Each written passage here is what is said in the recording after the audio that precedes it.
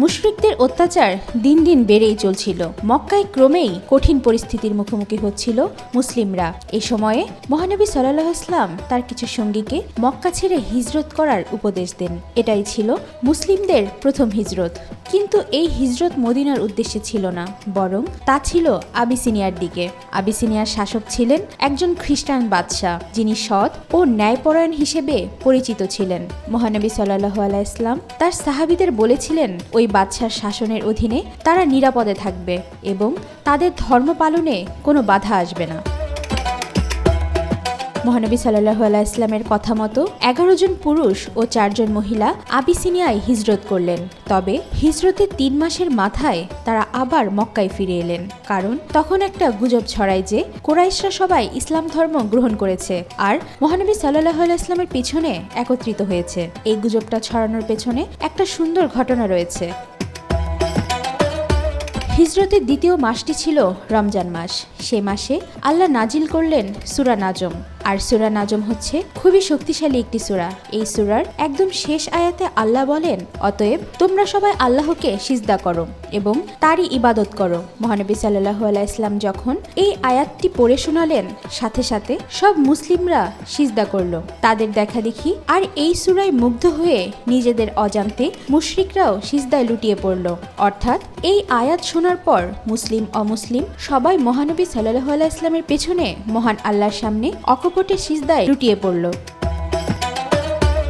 এই ঘটনার পর আবিসিনিয়ায় থাকা মুসলিমরা মক্কায় ছুটে এলেন। এসে দেখলেন যে এটা মিথ্যা গুজব ছাড়া কিছুই না। মুশরিকরা তখনও মুসলমানদের ওপর নির্যাতন চালাচ্ছিল। তাই ফিরে আসা মুসলিমরা ঠিক করলেন তারা আবার আবিসিনিয়ায় ফেরত যাবেন, কিন্তু এবার 15 জন না, মোট 80 জন মুসলিম মক্কা থেকে আবিসিনিয়ার উদ্দেশ্যে রওনা হলেন।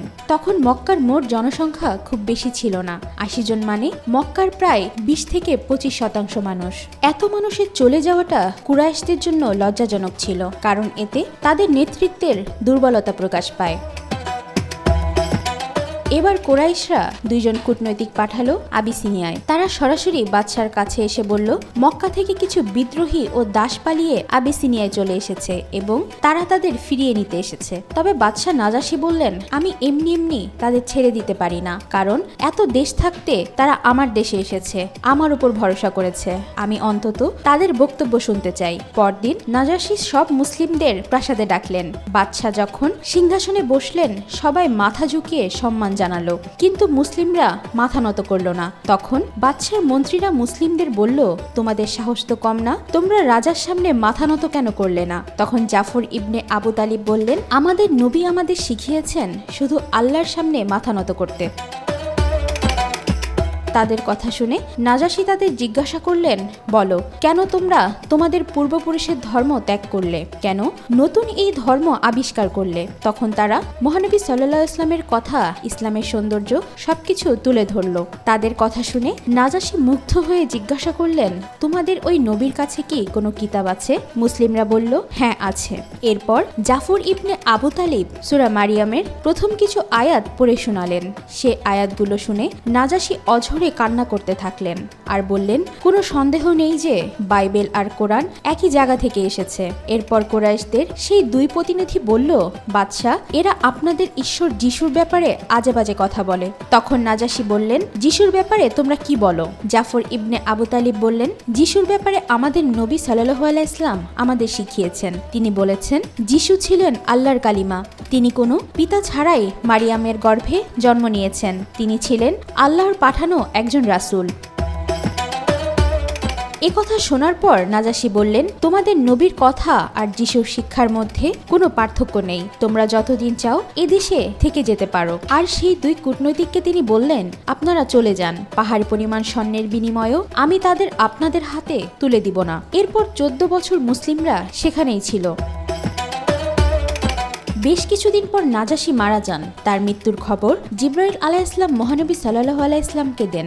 যখন মহানবী সাল্লাল্লাহু আলাইহিসসালাম নাজাশীর মৃত্যুর খবর পান, তিনি গভীর শোক প্রকাশ করেন। মহানবী সাল্লাল্লাহু আলাইহিসসালাম সাহাবীদের নিয়ে নাজাশীর জন্য গায়েবী জানাজার নামাজ আদায় করেন। এটিই ছিল ইসলামের ইতিহাসে প্রথম গায়েবী জানাজার নামাজ। নাজাশীর প্রতি মহানবী সাল্লাল্লাহু আলাইহিসসালামের বিশেষ দোয়া এবং ভালোবাসার কথা ইসলামী ইতিহাসে উল্লেখযোগ্য। এই ঘটনা প্রমাণ করে ইসলামের বন্ধন জাতি, গোষ্ঠী ও ভৌগোলিক সীমারেখার উপর নির্ভর করে না, বরং এটি বিশ্বাস ও আন্তরিকতার শক্তিশালী বন্ধনে আবদ্ধ। নাজাশীর মতো এক ন্যায়পরায়ণ শাসকের প্রতি মহানবী সাল্লাল্লাহু আলাইহিসসালামের এই দোয়া মুসলিম উম্মাহকে একে অপরের প্রতি ভালোবাসা ও সম্মানের শিক্ষা দেয়। ওয়াহিদা পারভিন ঈশিতা, আজকাল।